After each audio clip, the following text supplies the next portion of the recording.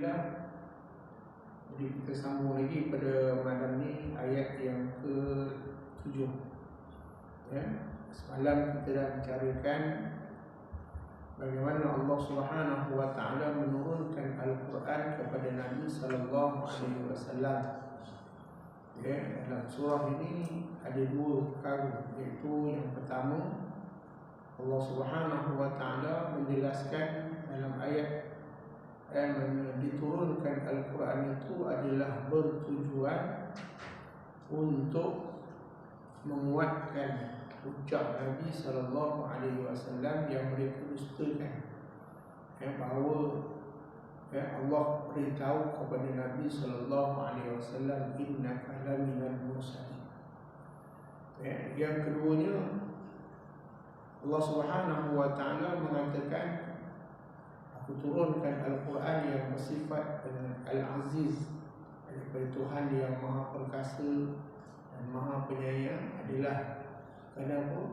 Litunzira, untuk memberikan peringatan kepada kaum-kaum, orang Arab ataupun kaum-kaum Arab jahiliyah, yang mana mereka ni adalah golongan yang terlalu jauh tersesat ala siratul mustaqim, daripada jalan yang kebenaran, sehingga mereka mengejekkan Nabi sallallahu alaihi wasallam. Dan maka Allah Subhanahu wa taala telah mengutuskan Nabi Rasul, iaitu Nabi sallallahu alaihi wasallam, untuk memberikan peringatan kepada mereka supaya mereka kembali kepada jalan yang benar. Dan kerana sebelum ni mak bapak mereka, datuk nenek moyang mereka adalah orang yang tidak diberikan peringatan, orang yang tidak diberikan peringatan, dan mereka itu adalah terdiri daripada orang-orang yang yang disebutkan ghafil, orang yang lalai, orang yang jauh daripada yang akan mendapat iqabillah, daripada azab Allah Subhanahu wa taala. Baik, jadi pada malam ni kita teruskan lagi tentang tadabbur kita surah Yasin, supaya kita baca Quran, khususnya surah Yasin, kita boleh faham ayat ni kenapa Allah Subhanahu wa taala menyatakan kepada, supaya kita dapat beramal, kita dapat berusaha untuk beramal dengan Al-Quran, beriman dengan sebaik-baiknya dengan Al-Quran. Nabi sallallahu alaihi wasallam menyatakan, taraktu fikum amrayn in tamassaktum bihima dan tadillu bihi abada, kitabullah wa sunnati Rasulillah sallallahu alaihi wasallam. Tidak aku tinggalkan kepada kamu dua perkara, selagi mana kamu berpegang antara keduanya, iaitu Al-Quran dan Sunnah, maka kamu tidak akan sesat. Sebab itu kita sesat daripada hidayah Allah Ta'ala. Bila kita berpegang dengan Al-Quran, maka kita akan mendapat hidayah daripada Allah. Siapa yang menggunakan Al-Quran itu sebagai hujah, maka dia akan mendapat kebenaran. Baik, jadi kita sambung lagi pada ayat yang ke-7. Firman Allah Subhanahu wa taala, laqad haqqal qawlu ala aktsarihim fahum la yu'minun. Laqad haqqal qawlu, dan demi sesungguhnya, laqad qad adalah tahqiq, maksud lam dia adalah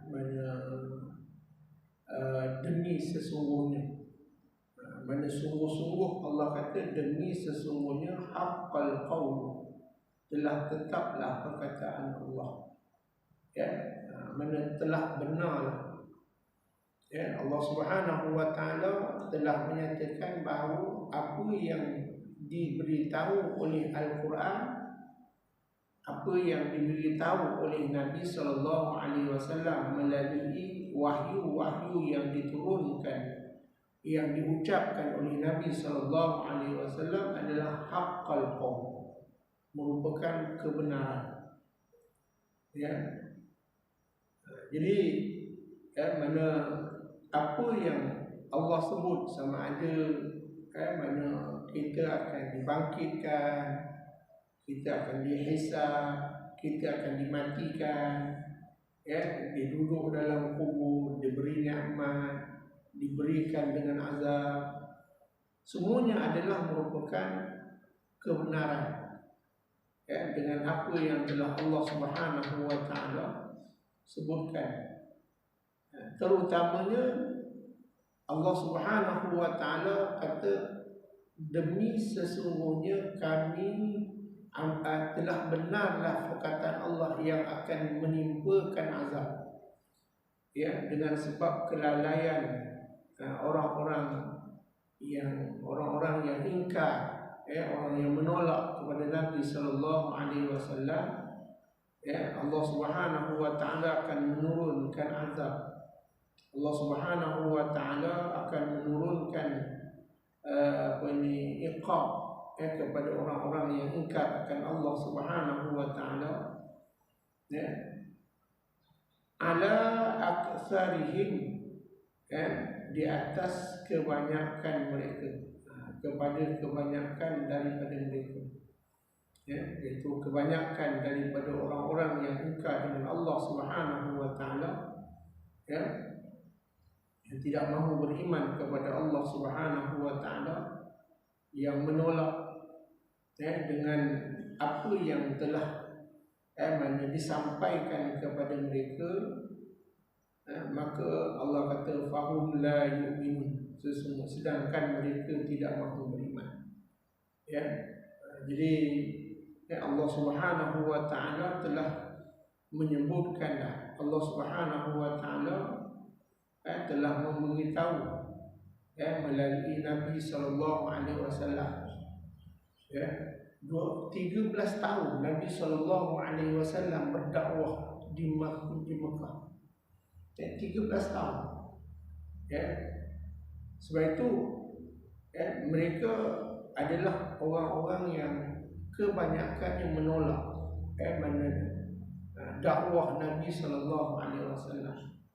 Bermula daripada dakwah secara sembunyi di rumah Arqam bin Al-Alqam,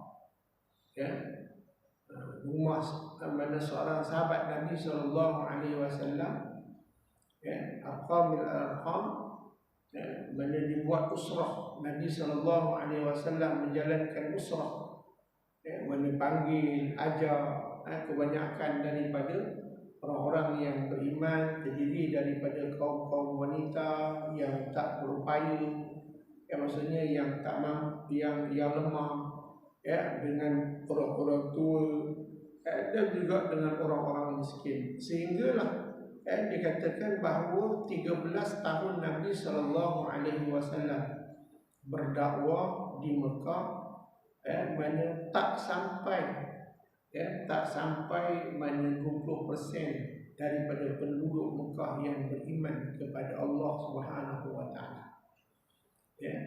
Jadi sebab itulah di atas keingkaran mereka itu, maka ketidakpercayaan mereka itu kepada Nabi sallallahu alaihi wasallam, meskipun telah diberitahu melalui ayat-ayat Allah Subhanahu wa taala, telah dinyatakan dengan ayat-ayat Allah, sehingga mereka tak mampu untuk nak berhujah.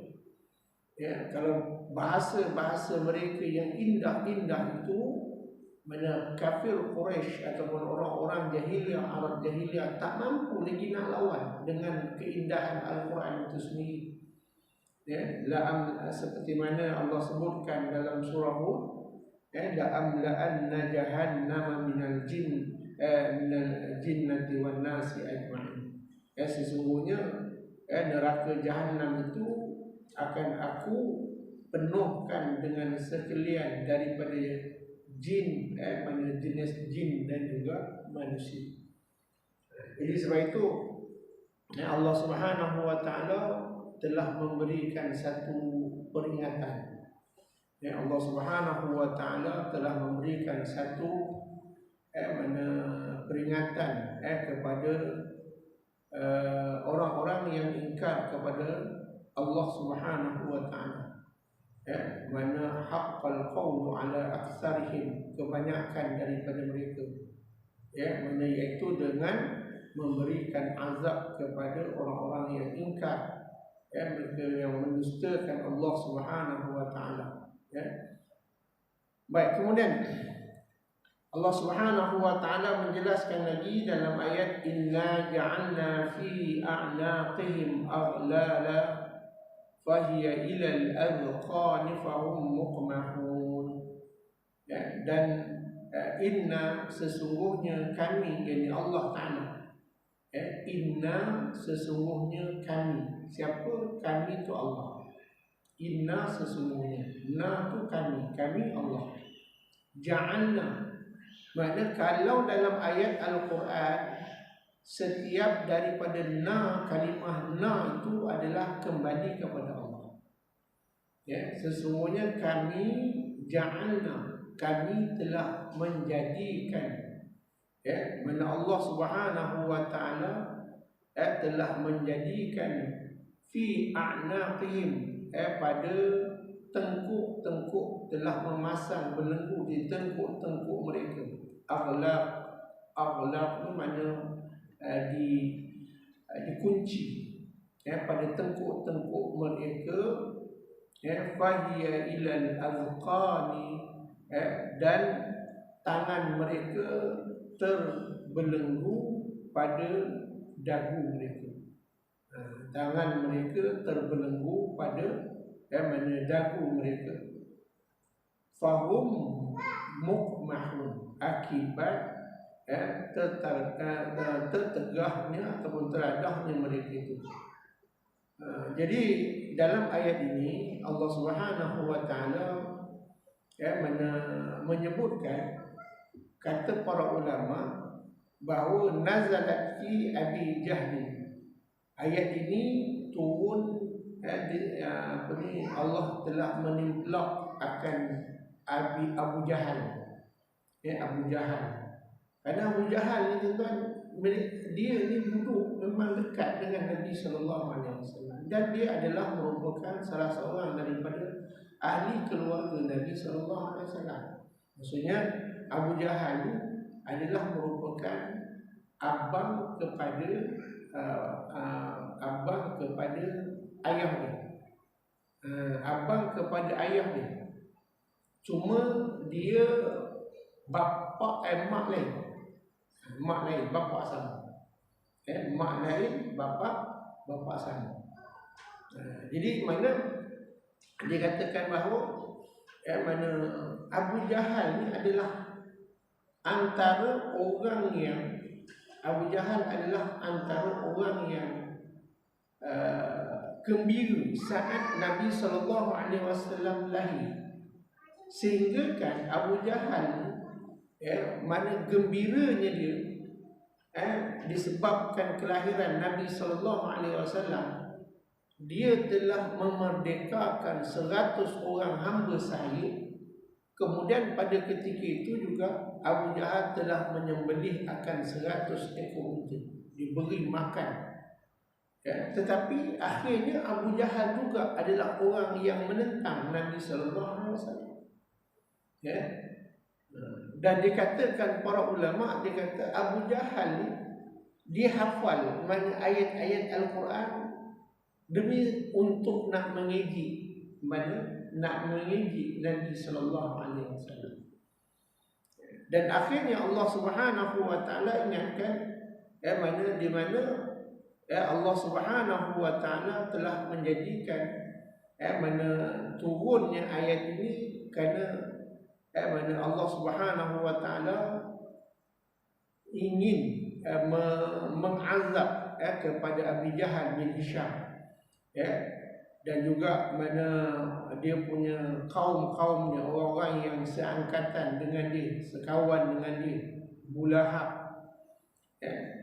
Jadi sebab itu menurut apa yang diriwayatkan oleh Abu Mas'ud, di mana ayat ini diturunkan ialah untuk ditujukan Allah tujukan kepada Abu Jahal, Abu Jahal bin Syam.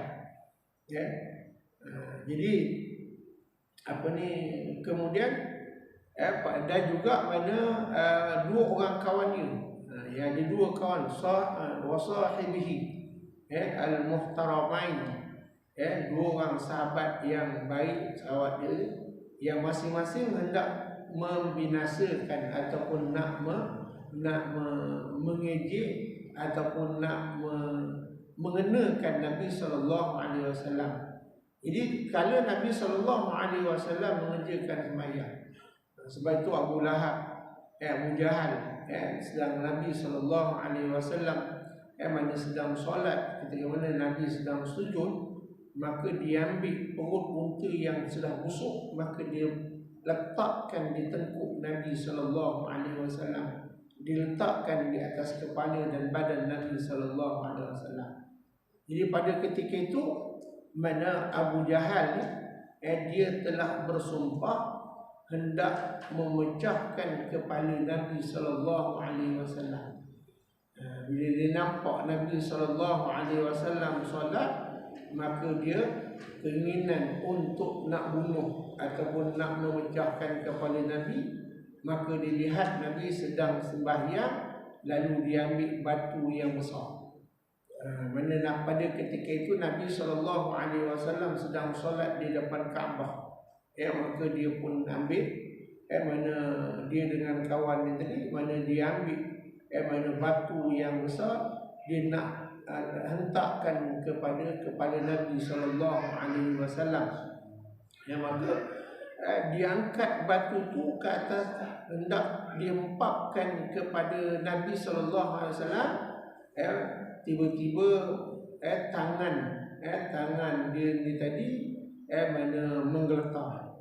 Jadi batu yang besar itu mana terlekat dekat tangannya kerana berat, disebabkan mana batu tadi diangkat ringan dia, tapi sebabkan niat dia tadi itu untuk nak atau nak angkat, nak letakkan. Waktu tu Nabi tengah sujud, jadi bila Nabi tengah sujud tu datang Abu Jahal, dia angkat batu. Batu tu memang kalau dihentak macam ni lepas kan, juga mana boleh bawa mati. Jadi dia pun angkat batu tu, berat batu tu. Dan bila dia angkat sampai kepada Nabi yang sedang sujud, bila dia nak nak lepaskan batu tu, nak hentak, dia dah angkat, dia nak hentak kan, maka tiba-tiba mananya batu tadi dia melekat dekat tangan dia, menggeletar dia. Dan batu besar tu terlekat dekat tangan dia kerana mana keberatan, mana dia terbelenggu di tengkuk, mana tak boleh, seolah macam diangkat benda tu, diangkat seolah-olah macam tangan dia tu dia mana kena pegang. Mana tu inna ja'alna fi a'naqihim, dia jadi macam diangkat macam ni tu, dia jadi ini. So dia nak tarik tak boleh, nak tarik.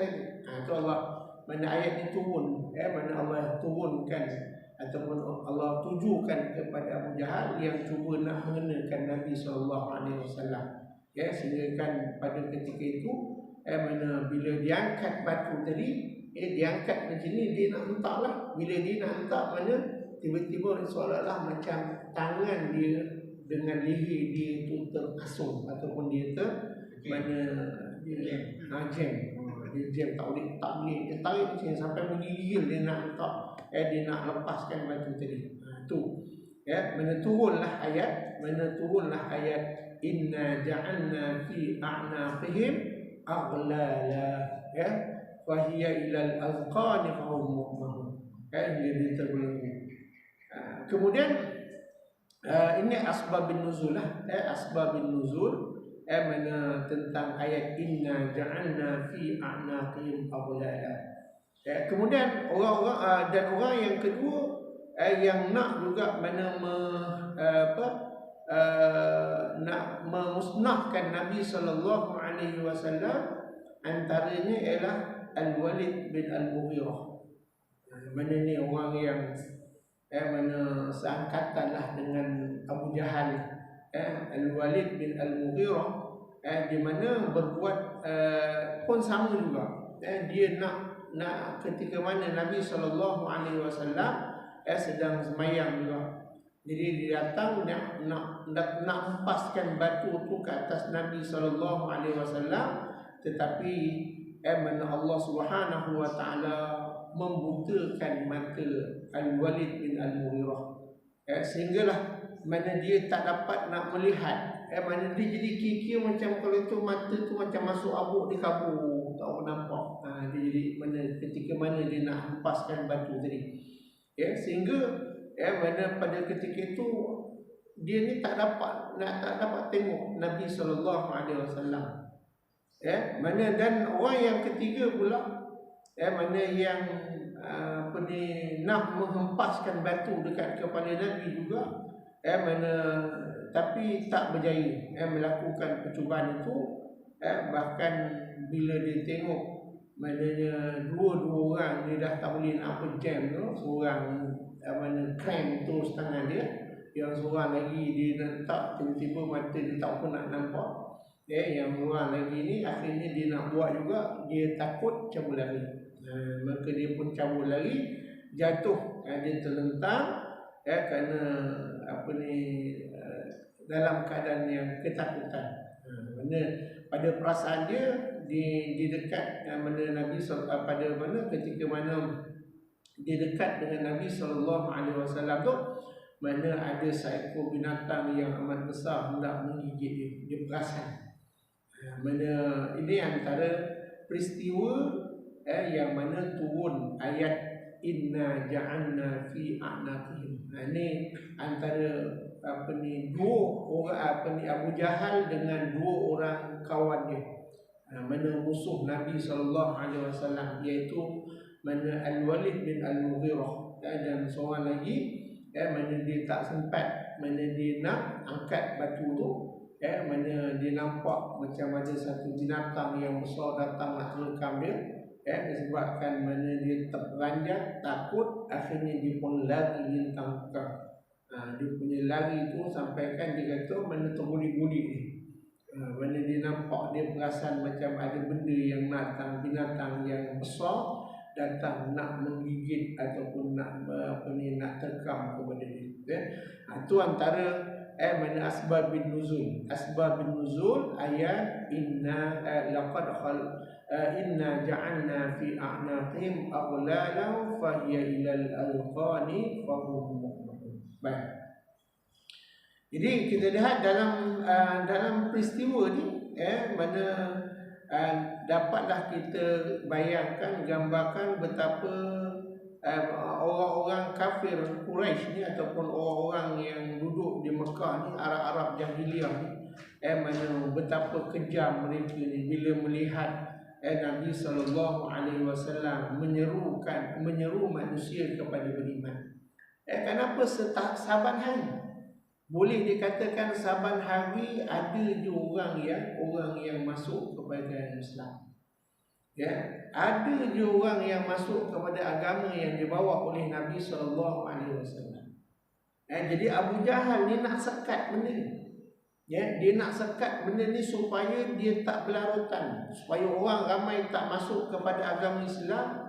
Jadi dia buatlah macam mana sekaligus, baik mana dia nak supaya maknanya Nabi SAW dibunuh, ataupun mana Nabi SAW dihalau dan sebagainya. Tapi disebabkan Nabi ni ada defend kuat daripada bapa saudara dia, iaitu Abu Talib. Jadi dia ni, Abu Talib ni juga adalah orang yang berpengaruh di kalangan sahabat, di kalangan orang-orang pemuka-pemuka Quraisy, orang yang berpengaruh. Sebab itu dikatakan Abu Talib ni, mana ketika mana saat dia nak mati, maka Nabi SAW berusaha keras untuk mengajak bapa saudara dia untuk masuk Islam. Tapi turun ayat Al-Quran, Allah Subhanahu Wa Taala menyatakan innaka la tahdi man ahbabta walakinnallah yahdi man yasha. Ya, innaka la, sesungguhnya engkau ya Muhammad tidak mampu untuk nak memberikan hidayah kepada orang yang kamu sayang. Ya, tapi yang memberi hidayah itu adalah aku, Allah. Ya, aku yang memberikan hidayah kepada mereka, siapa yang aku kehendaki, yang dikehendaki. Baik, jadi mana pada ketika itu kita lihat bahawa mana kekejaman demi kekejaman yang mana yang cuba dilakukan oleh mana orang-orang Arab, ya, orang-orang jahiliyah ni untuk nak memusnahkan Nabi sallallahu alaihi wasallam. Jadi Allah Subhanahu wa taala telah mengumpamakan menerusi ayat dengan ayat ini, dengan berikutnya ayat yang seterusnya, mana nanti ayat yang ke-9 Allah Subhanahu wa taala menyatakan lagi, mana waja'alna min baini aydihim saddan wa min khalfihim saddan fa aghshaynahum fahum la yubsirun. Allah Subhanahu wa taala menyatakan, dan kami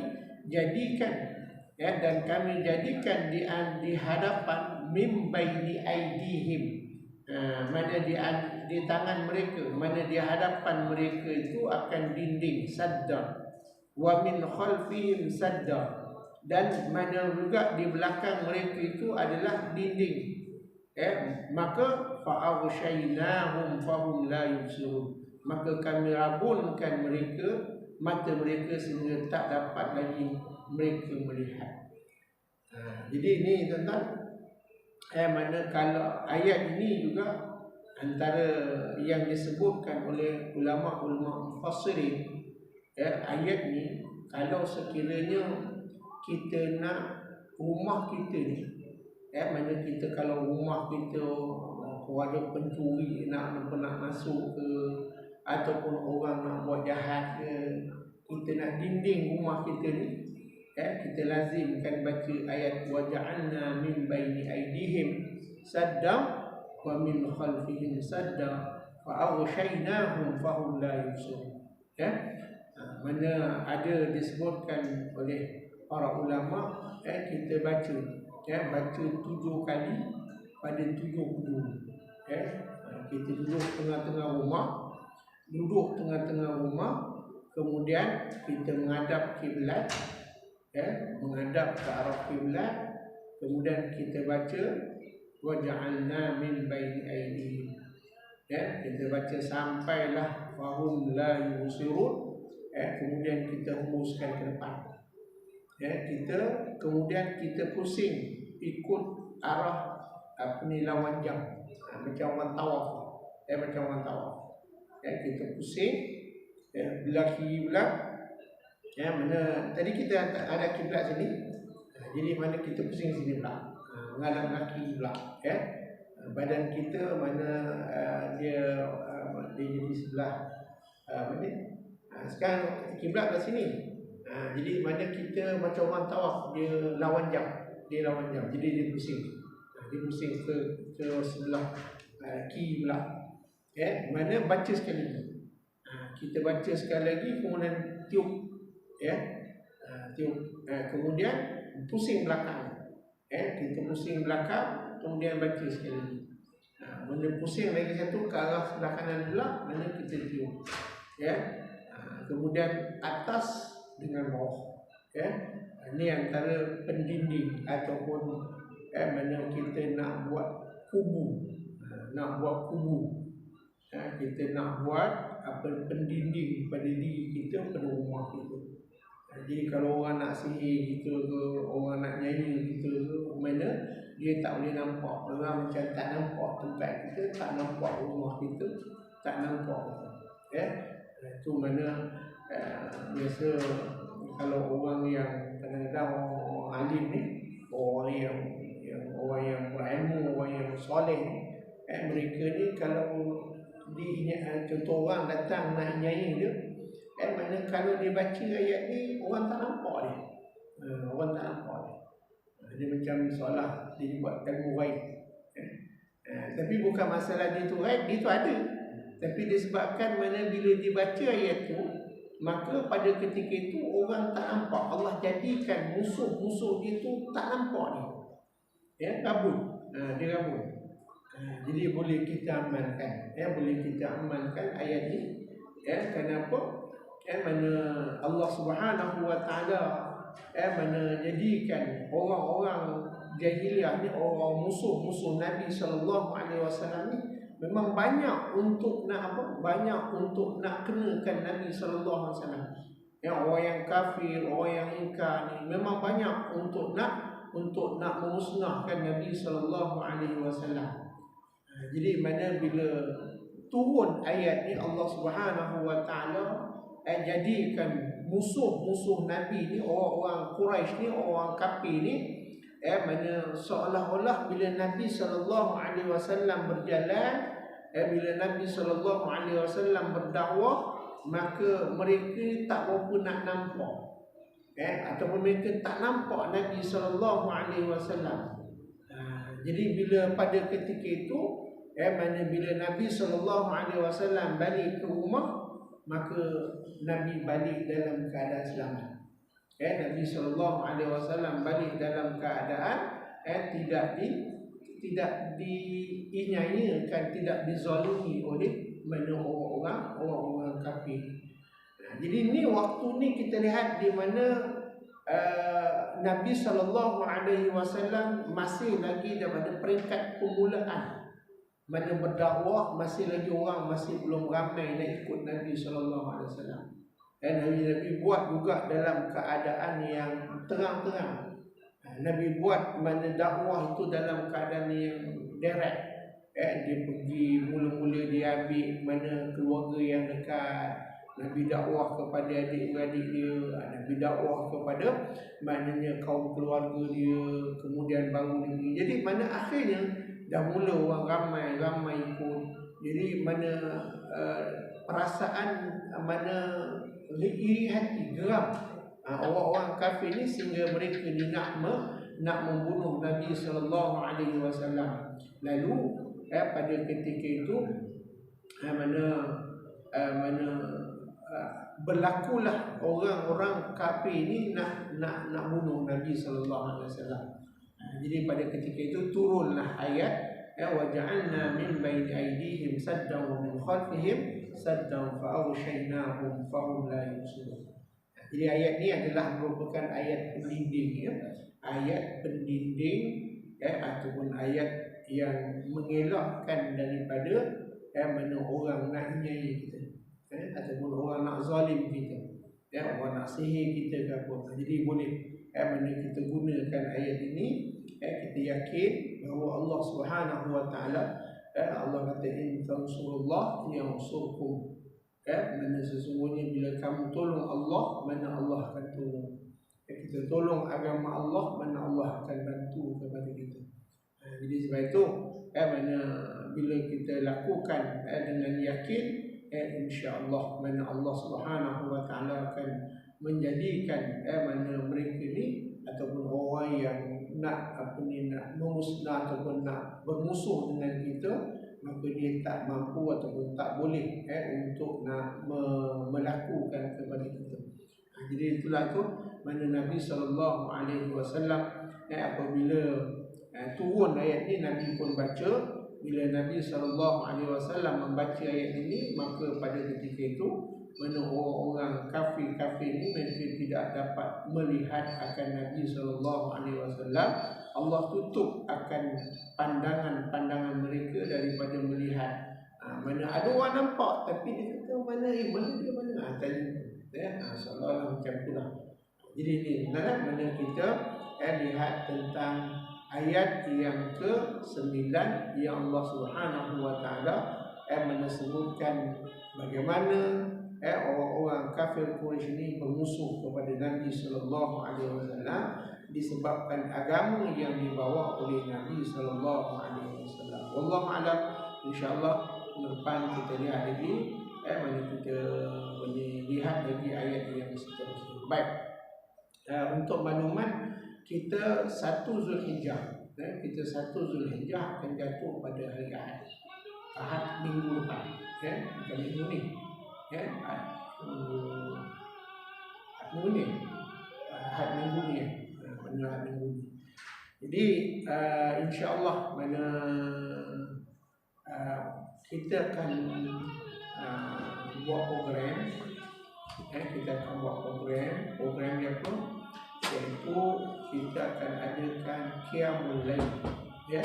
Kita adakan qiyamul lail, dan siapa yang nak puasa kita siapkan sahur bermula 1 Zulhijjah sampai 10 Zulhijjah, ya. 1 Zulhijjah mana sampai 10 Zulhijjah. Tapi puasa sampai 9 Zulhijjah, ya, puasa sampai 10 Zulhijjah. Mana nanti saya akan susun program untuk siapa yang untuk naik qiyam, bermula jam 4 pagi, ya, 4 pagi. Itu paling lewat. Mana kalau mana boleh sampai kan, mana kita ni dalam musim-musim corona ni, mana kita boleh minta dengan Allah supaya kita ni dijauhkan daripada penyakit. Jadi insya-Allah mana boleh sampai kan kepada siapa-siapa. Cuma kita tak viral kan, sebab kita masih lagi jaga dia punya SOP dia. Tapi kita galakkan mana untuk kita dapat hidupkan 1 hingga 10 Zulhijjah ni dengan program qiyamul lail, ya. Kelas kita macam biasa, ya, dan kita ada majlis korban pada 11 Zulhijjah, ya. Allah Al-Fatihah.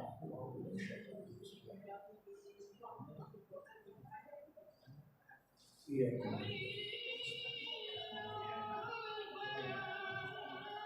أعوذ بالله السميع العليم من الشيطان الرجيم بسم الله الرحمن الرحيم الحمد لله رب العالمين والصلاة والسلام اللهم صل على سيدنا محمد وعلى اللهم ربنا انفعنا بما علمتنا واجعلنا من الذين ينفعنا وارزقنا قرابتنا المسلمين اللهم إنا نسألك رضاك والجنة ونعوذ بك من سخطك والنار اللهم إنك عفو كريم تحب العفو فاعف عنا ووالدينا وجميع المسلمين والمسلمات برحمتك يا ارحم الراحمين سبحانك اللهم وبحمدك اشهد ان لا اله الا انت استغفرك واتوب اليك صلى الله على سيدنا محمد وعلى اله وصحبه وسلم الحمد لله رب العالمين والعافيه منكم والسلام عليكم.